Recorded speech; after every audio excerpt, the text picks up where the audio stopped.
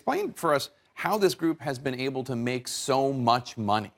Well, unlike its predecessor, Al-Qaeda, which raised money principally from external sources, ISIS, Donations from Saudi Arabia and Saudi Qatar. Arabia, charities, for example. Yeah. ISIS is primarily self-funded.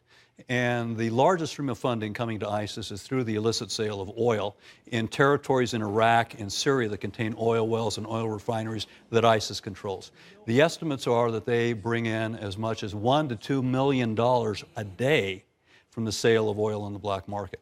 And what are their other sources of funding? In addition, they have raised as much as $20 million from ransom hostage payments.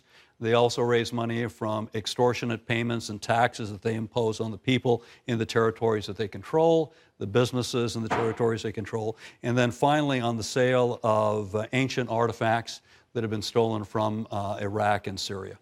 So I thought that there was some question about funding coming from Qatar and other countries. There is some external funding, but their primary sources of funding are internal.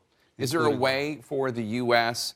to stop these funding sources? I know the U.S., the coalition has tried to target some of these portable oil and gas refineries.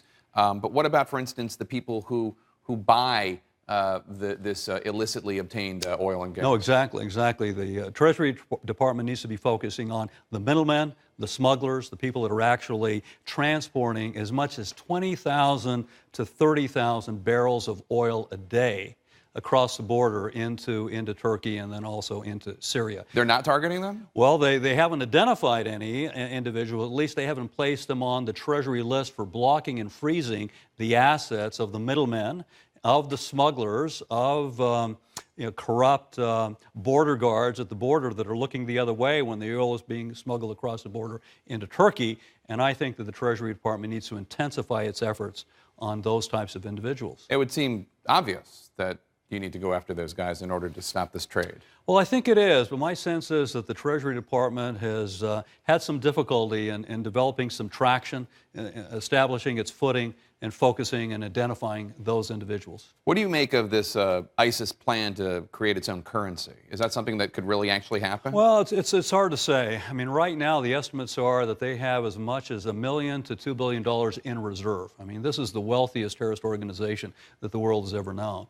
And so with that kind of money, it's hard to understand what's the potential, what could they do with that. So certainly it's a possibility. But I think the difficulty, of course, with that kind of money is you can't just put that money in shoe boxes and place it under your mattress. It has to enter into the financial system at some point in time. So I think the Treasury needs to be focusing on banks in Qatar, for example, and in Kuwait that may be the recipients and handling money for ISIS.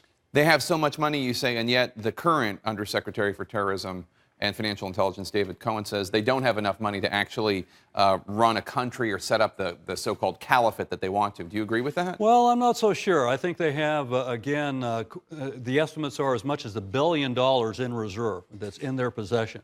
And so certainly some of that money has to go back into humanitarian activities for the people and the populations that they control. But they certainly have ample funds to finance their terrorist operations, to kill innocent civilians, to orchestrate and plan and implement terrorist attacks.